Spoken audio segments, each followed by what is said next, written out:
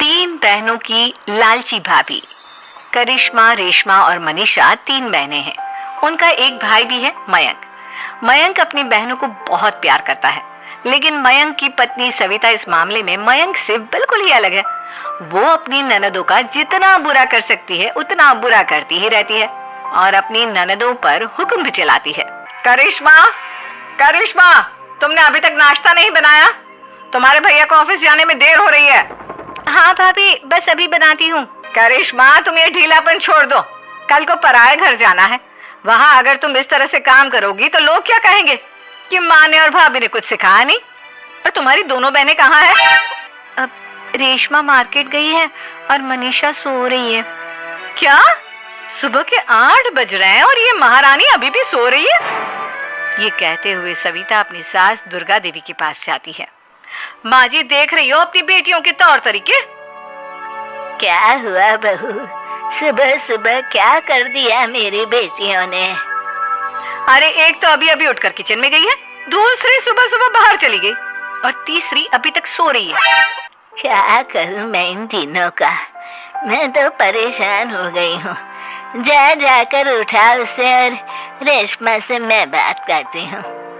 सविता सीधा मनीषा के कमरे में जाती है और उससे कहती है, महारानी जल्दी उठो, सूरज सर पर आ गया है। भाभी थोड़ी देर और सोने दो ना, मैं रात को लेट सोई थी। वो क्या ना, यूनिट टेस्ट चल रहे हैं। शराफत से उठती है या नहीं, या फिर पानी की भरी बाल्टी डालूं तेरे ऊपर? नहीं भाभी, मुझे बिस्तर में नहीं नहाना, उठती हूँ मैं। मनीषा जल्दी से उठकर बाथरूम में चली जाती है। सभी आराम से बैठकर नाश्ता कर रहे होते कि तभी रेशमा बाजार से हाथ में सामान लिए आ जाती है। रेशमा को देखते ही सविता उस पर बरस पड़ती है। लो, आ गई महारानी। ऐसा भी क्या सामान लाना था जो सुबह आंख मलते ही बाजार की तरफ रवाना हो गई?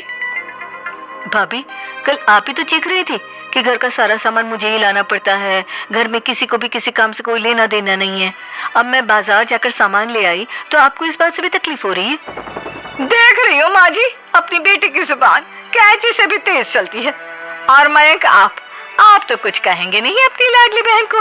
रेशमा, अपनी भाभी से ऐसे बात नहीं करते। चलो माफी मांगो। भैया, मैं क्यों माफी मांगू? आप भाभी से बोलिए ना कि हम पर कम हुक्म चलाया करे। हम इस घर की बेटियां हैं और आपकी पत्नी की ननद है, नौकरानी नहीं। लो कर लो बात। इनकी भलाई के लिए कुछ भी बोलो तो इन्हें बुरा लग जाता है। इस घर में यही इज्जत है मेरी। देख लो माँ जी, आपकी बेटी किस लहजे में मुझसे बात कर रही है। सविता वहां से चली जाती है। मयंक को बहुत गुस्सा आता है, वो भी वहां से चला जाता है। फिर करिश्मा रेशमा को समझाती है, रेशमा, तुम्हें भाभी से माफी मांग लेनी चाहिए थी ना। लेकिन दीदी, मैंने कुछ किया ही नहीं, तो मैं माफी क्यों मांगू? हाँ करिश्मा दीदी, रेशमा दीदी जैसे ही घर में आई भाभी ही उन पर चिल्ला रही थी। हाँ, मैं मानती हूँ कि गलती भाभी की थी। मैं तो इसलिए बोल रही हूँ कि भाभी ने माँ को तो पूरी तरह अपने वश में कर लिया है। वो हमारी बात सुनती ही नहीं। मयंक भैया हमारे लिए हमेशा खड़े रहते हैं, इसलिए उनकी बात का मान तो तुम्हें रखना चाहिए था ना। कोई फायदा नहीं दीदी, कुछ दिनों की बात और है, भाभी उन्हें भी हमारे खिलाफ भड़का देंगी। फिर वो भी माँ की तरह हमारी किसी बात का विश्वास नहीं करेंगे।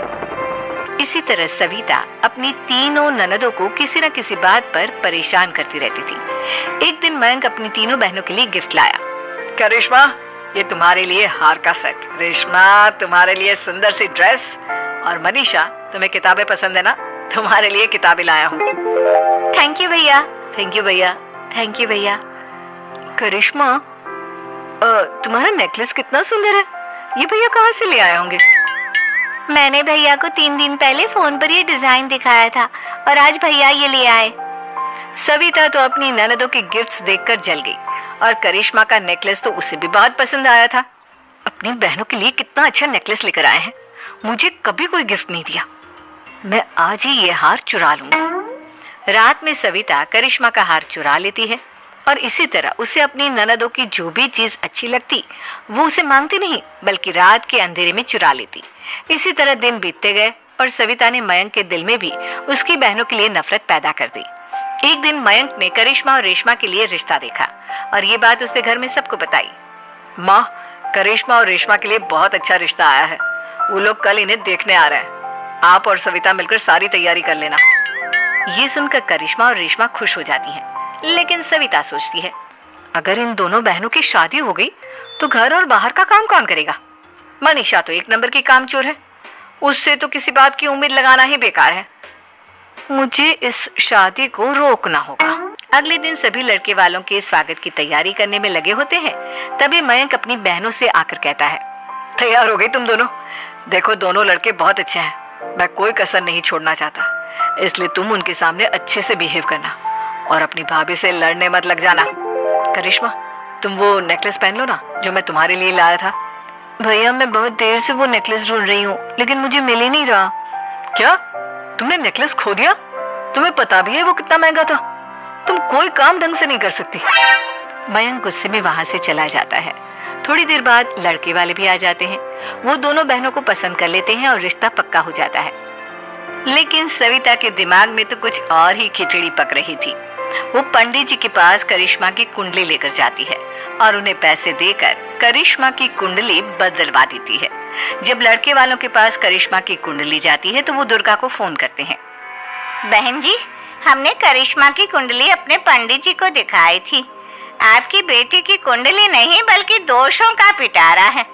देखिए, मैं और मेरे पति इन सब बातों में बहुत विश्वास करते हैं, इसलिए हम आपकी बेटी से अपने बेटे की शादी नहीं करा सकते। इस तरह करिश्मा का रिश्ता टूट जाता है और सभी घर वालों को बहुत दुख होता है। अब कविता सोचती है, चलो करिश्मा का तो रिश्ता टूट गया, अब रेशमा का भी रिश्ता तोड़ना है। क्या करूं? अब सविता आवाज बदलकर किसी अननोन नंबर से रेशमा के होने वाले ससुराल में फोन करती है। हेलो, मैं कौन हूँ कौन नहीं ये आपके लिए जानना जरूरी नहीं, बस इतना सुन लो कि रेशमा का 2 साल से किसी के साथ अफेयर चल रहा है। बस रेशमा का रिश्ता तोड़वाने के लिए सविता का इतना कहना काफी था। अब रेशमा का भी रिश्ता टूट गया। मयंक और दुर्गा देवी ने रेशमा को खूब खरी खोटी सुनाई और उससे बार बार उस लड़के के बारे में पूछने लगे। आप दोनों मुझे क्यों परेशान कर रहे हो?